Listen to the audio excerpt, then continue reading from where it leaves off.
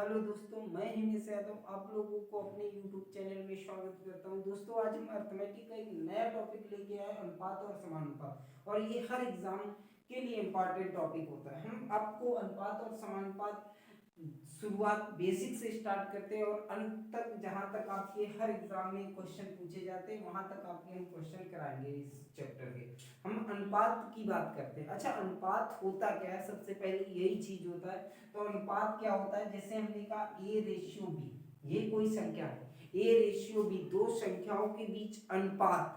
ये इस जो ये चिन्ह बना है, ये क्या दर्शा रहा है? अनुपात को दर्शा रहा है। किसको दर्शा रहा है? अनुपात। अच्छा, आपको अनुपात को एक और फॉर्म में लिख सकते हो, इसको A/B के फॉर्म में लिख सकते हो। मतलब हम कह सकते हैं भिन्न के रूप में लिख सकते हो। किसके रूप में लिख सकते हो? भिन्न के रूप में लिख सकते हो। किसके रूप में लिख सकते हो? भिन्न के रूप में इसे लिख सकते हैं। अच्छा, भिन्न के रूप में जब इसे अनुपात को लिख सकते हैं तो आप ये कहो कि भिन्न और अनुपात में अंतर फिर क्या होता है? तो आप डायरेक्टली बोलो कि अनुपात में अनकॉमन फैक्टर होता है, जबकि भिन्न में अनकॉमन और कॉमन दोनों हो सकते हैं। कुछ भी भिन्न हो सकती है, लेकिन अनुपात में क्या होगा? जैसे 4:3, 7:11, कुछ भी होगा तो अनकॉमन फैक्टर ही लगभग दिए जाते हैं। तो ये आपका अनुपात हो गया। अब हम इसमें क्वेश्चन पे चलते हैं। तो सबसे पहले अनुपात हम समझ चुके हैं। समानुपात क्या होता है? समानुपात का मतलब है जैसे A/B है, समानुपात C/D। अच्छा, पहचानने का मतलब है समानुपात पहचानेंगे कैसे? तो आप कहोगे ये चार अनुपात का दोगुना लगा होता है। मतलब हमने कहा ये अनुपात 2:1, एक अनुपात ये, बीच में चार बिंदी लगी होंगी, इसी को हम बोलते हैं समानुपात। अच्छा, समानुपात होता क्या है? हमने कहा अनुपात, पहले का अनुपात A/B, दूसरे का अनुपात C/D, आपस में क्या होते हैं? बराबर होते हैं। तो हम कहेंगे A/B बराबर होगा किसकी? C/D। ये आपका समानुपात होता है। अब इससे रिलेटेड एक क्वेश्चन आपके एग्जाम में दिया जाता है। अब पहले क्वेश्चन पे बात करते हैं। पहला टाइप का जो क्वेश्चन है उसकी हम बात करते हैं, ठीक है ना? इतना आप देखो, नोट करो। देखो, क्वेश्चन कह रहा है आपका 7:x समानुपात 56:72। हमने कहा ये रेशियो में दिया गया और ये समानुपात भी दिया गया। तो हमने कहा आपको अभी अभी बताया कि भाई जैसे कहीं इस फॉर्म में लिखा हो A/B समानुपात C/D, इस फॉर्म में यदि लिखा होगा तो हम कहेंगे पहले वाले का अनुपात और बाद वाले का अनुपात आपस में बराबर होता है। मतलब हम पहले वाले का अनुपात, मतलब हम कहेंगे 7/x बराबर होगा हमेशा 56/72 के। ठीक है, हमने कहा 7 से अब बराबर में चीजें कटेंगी। तो हमने कहा 7 से काटा है एक कितना आ जाएगा? 8 से काटा ये कितना आ जाएगा? 9 आ जाएगा। ठीक है ना? 8 9 72 होता है, 8 7 7 से काटोगे 8 7 56 होता है। अब हमारे पास आया x की वैल्यू, x बराबर कितना आ गया? 9, आपका आंसर। तो आपकी x की ही वैल्यू मान पूछा था, तो x का मान कितना आ जाएगा? 9। ये नोट करो। इसके बाद अगले क्वेश्चन पे चलते हैं, ठीक है? अब हम इससे आगे चलते हैं अगले टॉपिक पे। अगला टॉपिक एक आता है आपका मध्यानुपात। इससे बहुत इंपॉर्टेंट क्वेश्चन आते हैं। आपसे पूछा जाए मध्यानुपात बता दो, मध्यानुपात, ठीक है ना? मध्यानुपात पूछे, तृतीय अनुपात पूछे, तृतीय अनुपात, ठीक है ना? तो दो चीजें पूछी जाएंगी, मध्यानुपात, तृतीय अनुपात। यदि चतुर्थ अनुपात कभी पूछता है तो चतुर्थ अनुपात जैसे रेशियो से हम कर रहे थे कि समान होते बराबर होते दोनों के रेशियो, चतुर्थ अनुपात वैसे ही निकल आएगा। तो हम दो फार्मूला याद करेंगे। मध्यानुपात होता है √AB। आपको याद रखना है कि मध्यानुपात यदि ज्ञात करना होगा तो √AB होगा। यदि हमें तृतीयानुपात निकालना होगा तो क्या होगा? B²/E। अच्छा, ये AB क्या है? वहां पे आपको संख्याएं दी जाएंगी। अभी हम क्वेश्चन भी बोल रहे हैं तो आपको याद रखना मध्यानुपात क्या होगा? √AB, और तृतीयानुपात क्या होगा? B²/A। यहाँ पे जहां A और B आपकी संख्या है, जैसे एज अ एग्जांपल पहला हम क्वेश्चन करते हैं। हमने कहा 9 तथा मध्यानुपात की बात करेंगे तो √AB होता है। तृतीयानुपात क्या होता है? B²/A होता है। अच्छा, आपसे बात करें कि जैसे क्वेश्चन आ जाता है 9 तथा 16 का मध्यानुपात ज्ञात कीजिए, तो 9 क्या है? A है, और 16 कितना है बी। हमने कहा मध्यानुपात का हमें फार्मूला पता है अंडर रूट ए बी। अच्छा अंडर रूट ए बी लगा देंगे तो ए कितना है 9 और बी कितना है 16। 9 से बाहर आएगा अंडर रूट से बाहर आएगा 3 और 16 से अंडर रूट से बाहर आएगा 4। मल्टीपल करोगे कितना आ जाएगा 12। ये आप क्वेश्चन नोट करो, इतना नोट करो, इसके बाद आगे चलते हैं अगले टाइप पे, ठीक है ना, इतना नोट करो। चलो नेक्स्ट क्वेश्चन पे चलते हैं, तृतीय अनुपात की बात करते हैं। जैसे तृतीय अनुपात का क्वेश्चन आता है आपका, तो तृतीय अनुपात का क्वेश्चन क्या पूछा जाता है, जैसे कह दे एग्जाम्पल की हम बात करते हैं। हमने कहा जैसे क्वेश्चन कह दे 12 तथा 18 का 12 तथा 18 का तृतीय अनुपात ज्ञात करो। तृतीय अनुपात क्या होगा, आपसे तृतीय अनुपात पूछ रहा है। हमने कहा तृतीय अनुपात का अभी भी फार्मूला बताया कि तृतीय अनुपात क्या होता है। तृतीय जो अनुपात होता है वो बी स्क्वायर अपॉन ए होता है। कितना होता है बी स्क्वायर अपॉन ए। और हमने कहा ये पहली संख्या ए होगी और दूसरी संख्या क्या मानेंगे बी। अच्छा बी स्क्वायर हो रहा है तो बी का मतलब है कि 18। 18 की स्क्वायर तो 18 को दो बार भी तो लिख सकते हैं, 18 इंटू 18। अच्छा ए कितना है 12, यही तो आएगा तृतीय अनुपात। अच्छा 6 से काटे 6 त्रिका 18, 6 दूनी 12, 2 से काटा कितना 9, कितना आया 3 और 9 27, 9 तिया 27। इसका मतलब तृतीय अनुपात आपका क्या आ गया 27। नोट कर लो, अगले टाइप पे चलते हैं फिर क्वेश्चन पे, ठीक है ना।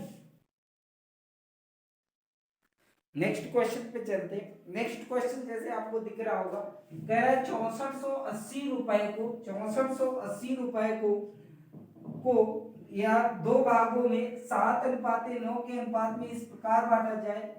किस प्रकार बांटा जा रहा है 7:9 के अनुपात में बांटा जा रहा है। तो प्रत्येक भाग का राशि बताओ, प्रत्येक भाग की राशि बताओ।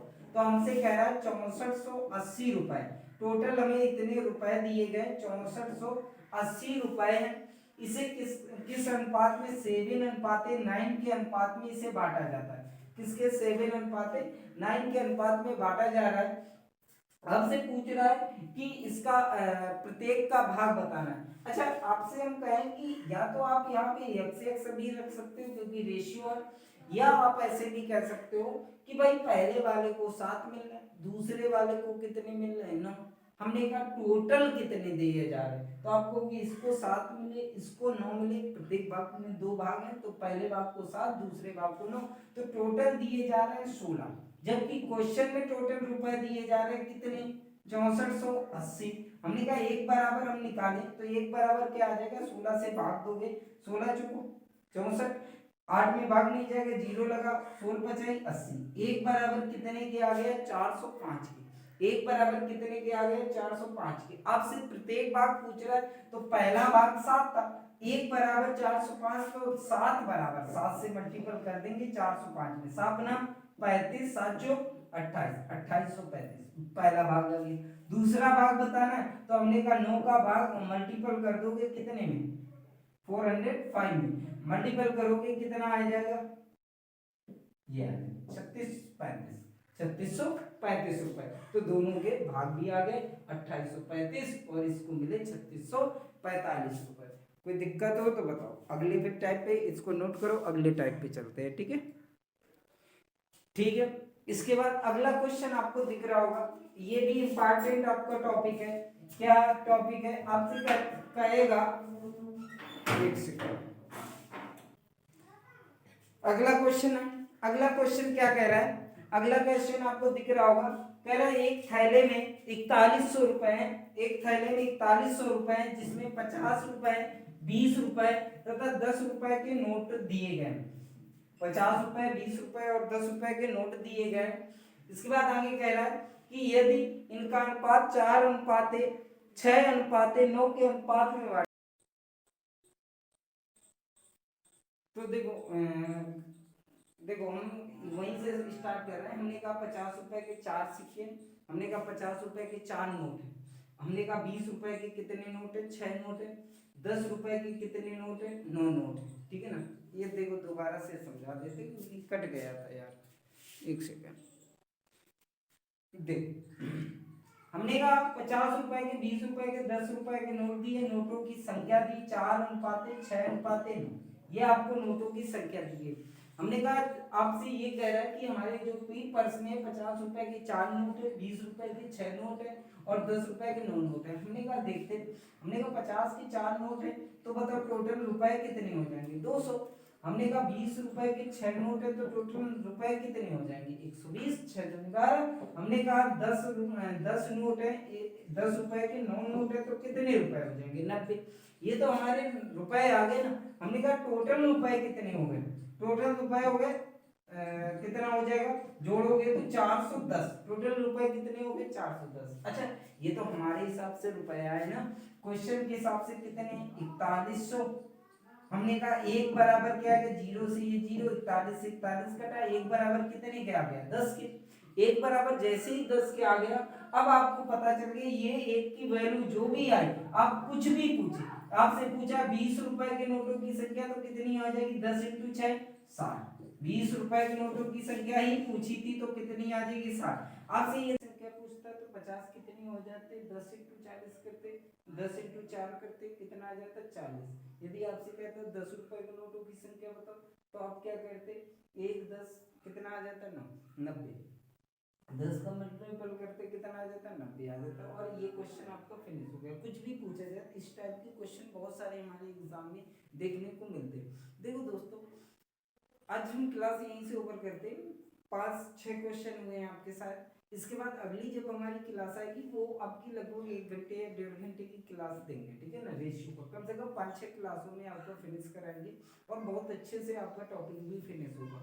बस क्या करना है आप लोग दोस्तों, आप लोग हमारे चैनल को सब्सक्राइब करो और यदि हमारा वीडियो पसंद आया हो तो लाइक जरूर करना, लाइक करो और कमेंट करना जहाँ थोड़ी बहुत कमियाँ हो रही, जो यदि वीडियो क्वालिटी में कोई कमी हो रही तो वो चीज़ें आप बताओ, उसके हिसाब से हम वीडियो क्वालिटी की और अच्छी क्वालिटी से बना वीडियो, ठीक है ना। और हमारे चैनल को ज़्यादा से ज़्यादा लोगों के पास, दोस्तों के पास अपने भेजो, जिससे क्या है सब्सक्राइबर बढ़ेंगे और जैसे ही 1000+ सब्सक्राइबर होंगे तो हम भी लाइव आपको क्लासेस लेके आएंगे, जिससे आपको डाउट वगैरह सेशन बने रहेंगे, आप डाउट भी पूछ सकते हो, ठीक है ना दोस्तों। तो आपको ये चीज़ें याद रखना कि अपने दोस्तों को भी बताओ कि यहाँ पे आपको पूरा किसी भी एग्ज़ाम की तैयारी आप कर रहे हैं, हर एग्ज़ाम के लिए आपको प्रॉपर वे में और आपको ज़्यादा करके महेश मिश्रा की ही किताबों से क्वेश्चन कराए जाएंगे, जो कि आपकी एसएससी लेवल की किताब है, जो बहुत अच्छी किताब है अपने मैथ तैयार करने के लिए, बेसिक तैयार करने के लिए, ठीक है ना।